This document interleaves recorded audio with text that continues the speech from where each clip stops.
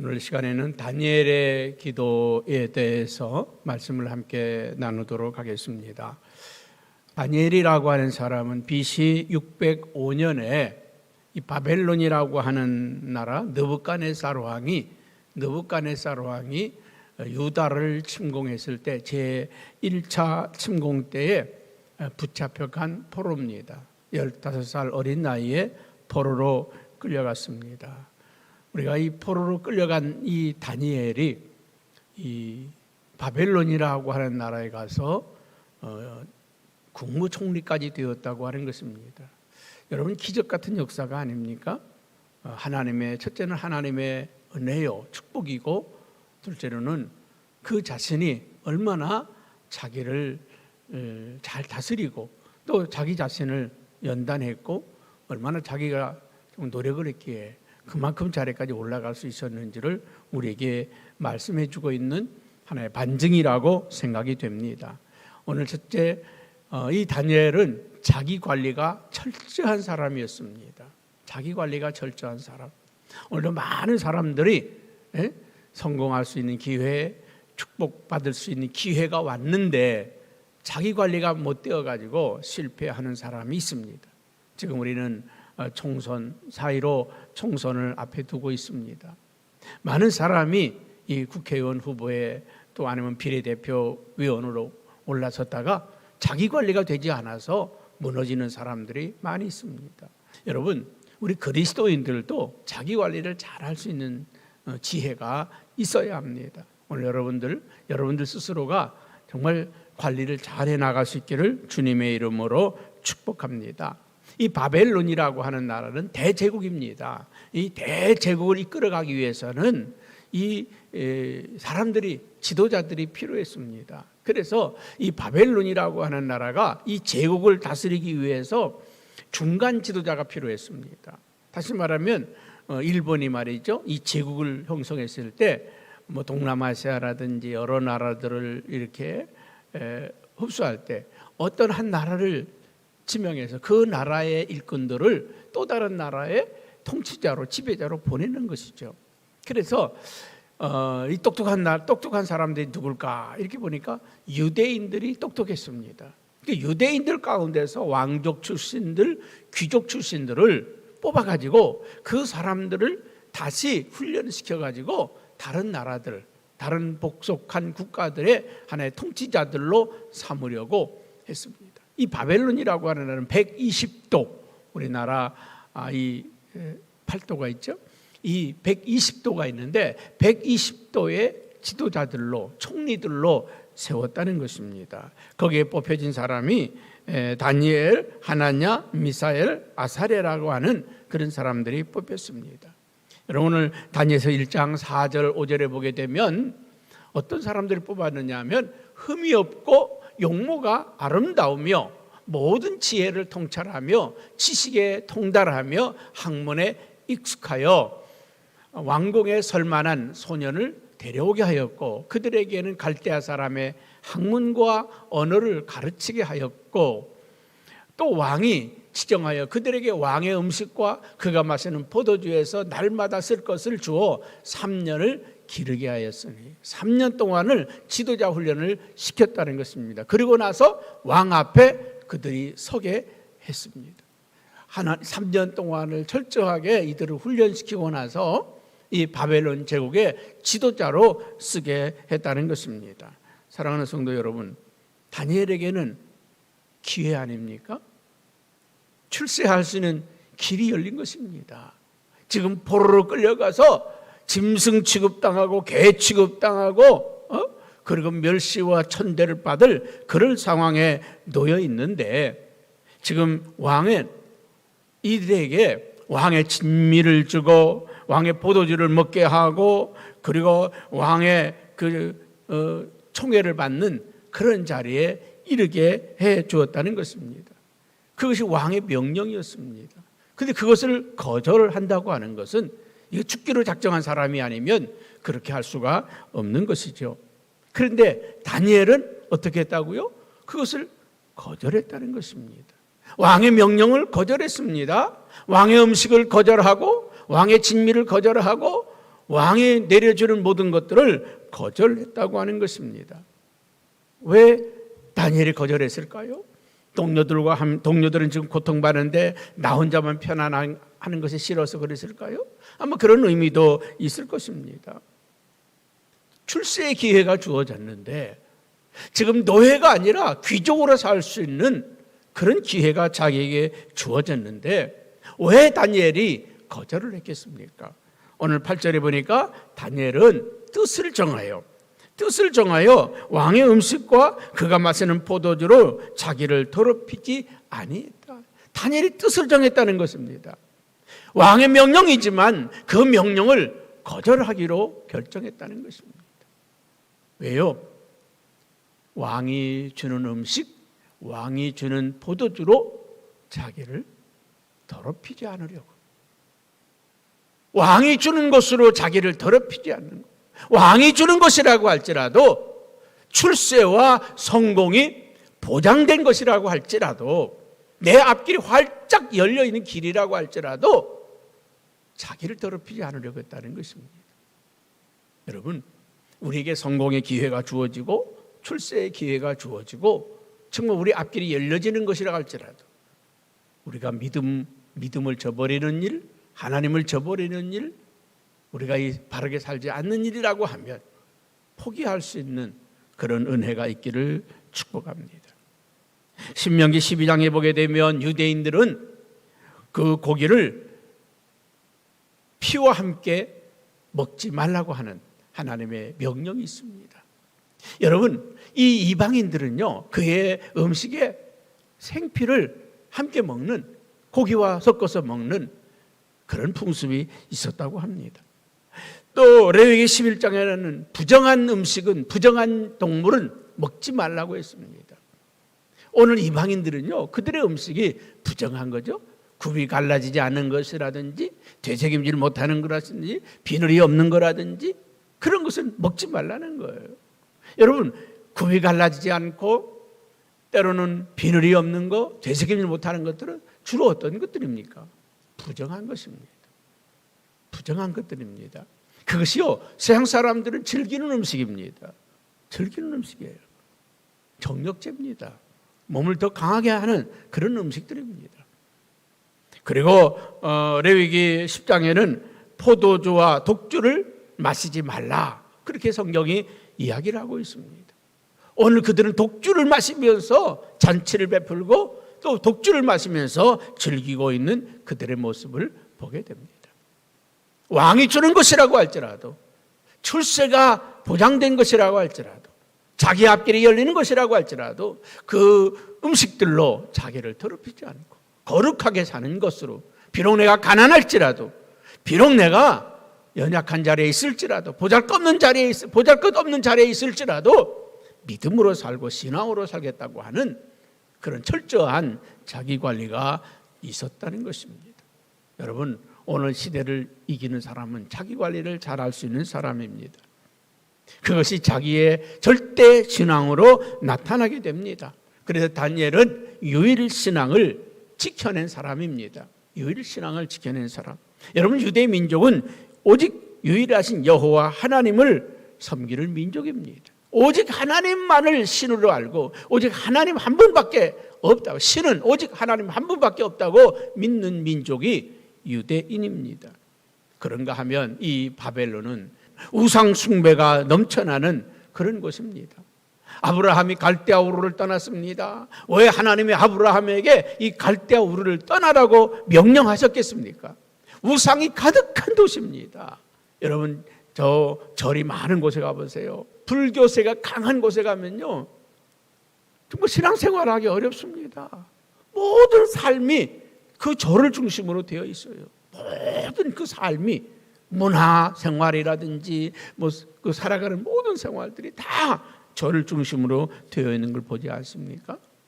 아니면 도박이 중심이 되어 있는 라스베가스라든지 정선의 카지노라든지 이런 데 가면요, 다 가게나 물건 파는 거나 생활 자체가 다 그렇게 되어 있습니다. 라스베가스 가면요, 거기는 호텔마다 입구마다 안에 들어가면 모든 것이 다 슬롯머신이고 도박장입니다. 도박장. 우리가 어떤 지역에 사느냐고 하는 거, 하나님을 잘 섬기고 예배할 수 있는 이 땅에 살고 있다는 게 축복입니다. 할렐루야. 여러분, 미국에 살고 있는 것보다요 대한민국에 살고 있다고 하는 게 축복입니다. 아멘. 축복이에요. 오늘 우리는 정말 하나님을 마음껏 섬길 수 있고 예배할 수 있고 신앙생활할 수 있는 이 자유로운 대한민국에 살고 있다고 하는 게 은혜이고 축복인 줄로 믿습니다. 세 번째로는요, 이 다니엘은 말씀 중심의 사람이었습니다. 여러분, 우리의 신앙과 믿음이 흔들리지 않는 것은 무엇을 중심으로 사느냐고 하는 것입니다.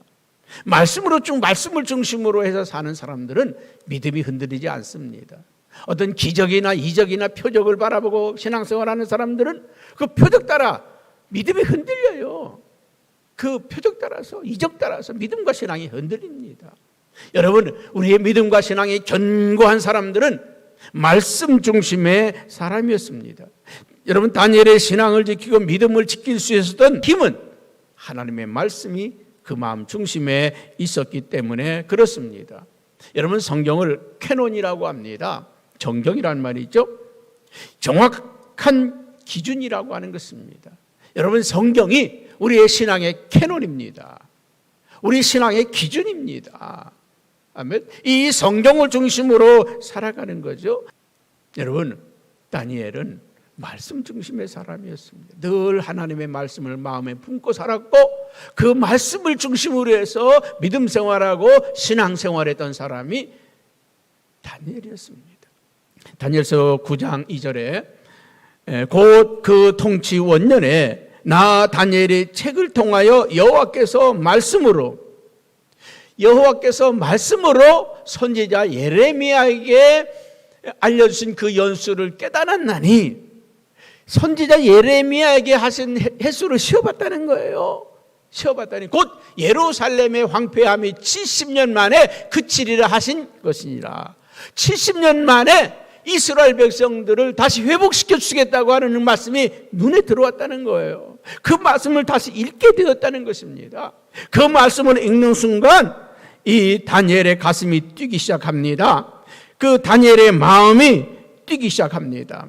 이 하나님의 말씀을 읽다가 예레미야 선지자에게 주신 그 말씀이 눈에 들어왔다는 것입니다.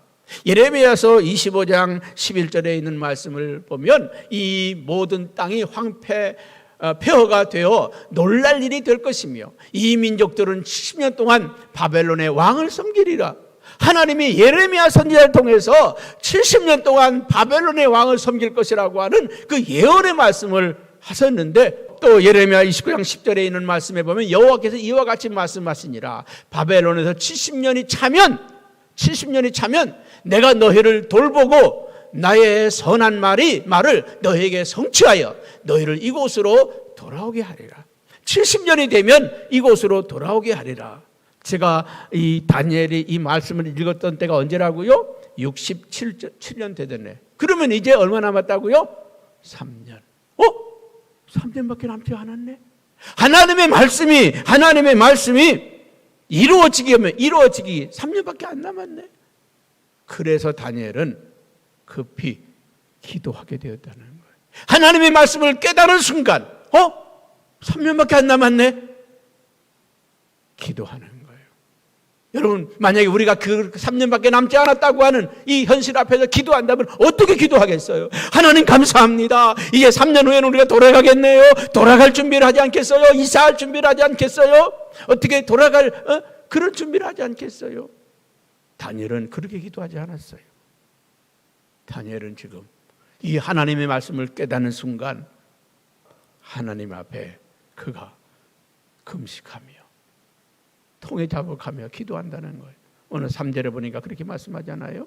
내가 금식하며 베옷을 입고 죄를 덮어쓰고 주 하나님께 기도하며 간구하기를 결심하고. 아니, 지금 3년밖에 안 남았으니까 신나는 일이고 기쁜 일이고 즐거운 일 아닙니까? 그런데 다니엘은 그런 것이 아니라 금식을 하며 베옷을 입고 죄를 뒤집어 쓰고 하나님 앞에 기도하기로, 하나님께 나아가기로 했다는 것입니다. 여러분, 누가복음 5장에도 보게 되면 갈릴리 바다에서 고기 잡던 어부들에게 주님이 다가오셨습니다. 고기를 얼마나 잡았느냐? 예, 밤이 맞도록 수고했지만 잡은 것이 없나이다. 저 깊은 데로 와서 그물을 내려라. 네, 말씀에 의지해서 그물을 내리겠나이다. 그물을 내렸을 때 그물이 찢어지도록 고기가 잡혔습니다. 근데 베드로 뭐라고 합니까? 주여, 나를 떠나소서. 내가 죄인입니다. 예수님을 만나는 순간 우리는요, 모두 다 공통적으로 자기가 죄인이라고 하는 것을 깨닫게 됩니다. 예수님을 만나는 순간 나를 보게 된다는 것이죠. 주여, 나를 떠나소서. 내가 죄인입니다. 지금 나이가 80이 넘은 이 다니엘이 금식을 한다는 게 쉬워요. 젊은 사람들이 금식하는 거 이해되지요. 우리 80 넘은 권사님들이 금식한다? 이거 어려운 일이에요. 목숨을 내건 일 아닙니까? 목숨을 내걸고 생명을 걸고 기도하는 거예요. 베옷을 입었다고 하는 말이 뭡니까? 그동안 입었던 권력의 옷, 부귀의 옷, 영화의 옷, 이거 다 벗어버리고 이제 나는 죄인입니다. 그거 아닙니까? 죄를 뒤집어 쓰고 나는 티끌만도 못하는 인생입니다. 나는 더러운 인생입니다. 그런 고백 아닙니까? 나는 무지합니다. 티끌 같은 존재입니다. 금식하며 베옷을 입고 죄를 뒤집어 쓰고 하나님 앞에 기도했다는 것입니다. 자신의 민족을 보게 되었습니다. 민족의 죄악을 보게 되었다는 것이죠. 왜 70년 동안 우리가 바벨론의 포로 생활했는가? 우리가 하나님을 거역하고 우상 숭배하고 하나님의 말씀을 듣지 않았던 우리 민족, 그 죄의 값으로 우리가 이 70년 동안 고통의 세월을 보냈다고 하는 사실을, 선지자들을 통해서 주신 그 말씀들을 우리가 듣지 않았다고, 하나님의 말씀을 듣지 않았기 때문에 우리가 70년 형벌을 받았다고. 여러분, 다니엘서 9장은 다니엘의 기도입니다. 이 다니엘의 기도는 셋으로 나눠볼 수가 있습니다. 4절에서 15절까지는 그의 회개 기도입니다.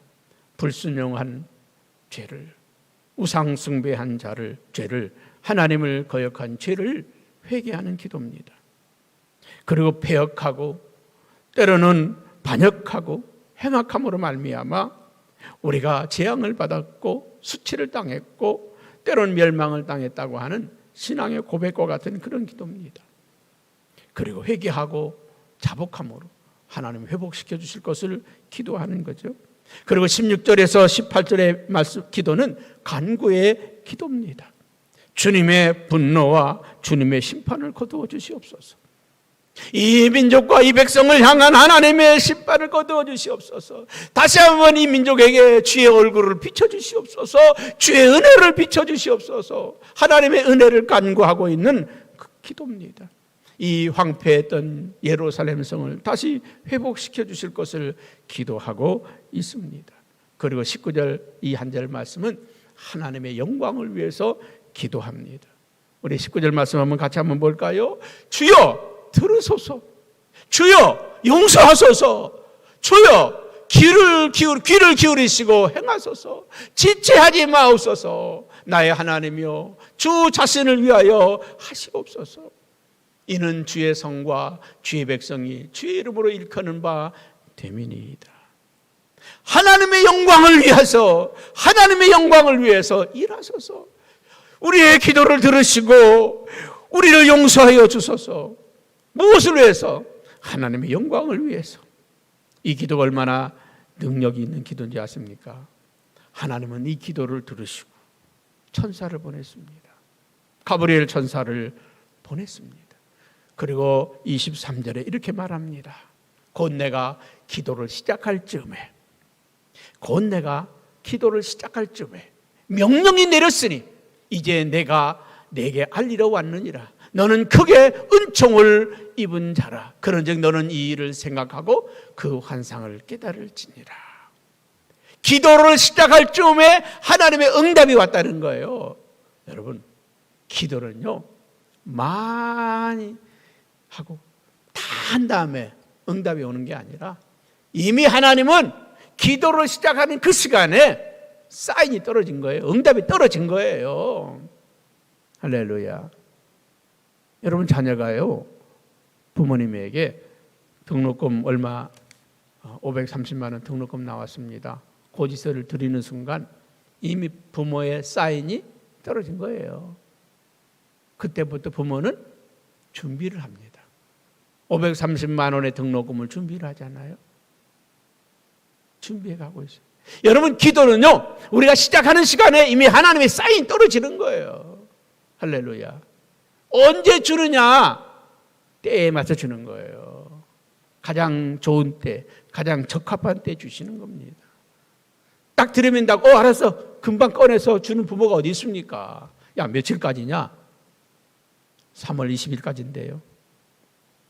그럼 언제까지 주면 되는 거예요? 3월 20일까지 주면 돼요. 3월 20일까지. 우리가 기도를 시작합니다. 언제 응답해요? 이미 하나님의 사인은 기도를 시작하는 그 시간에 사인 났어요.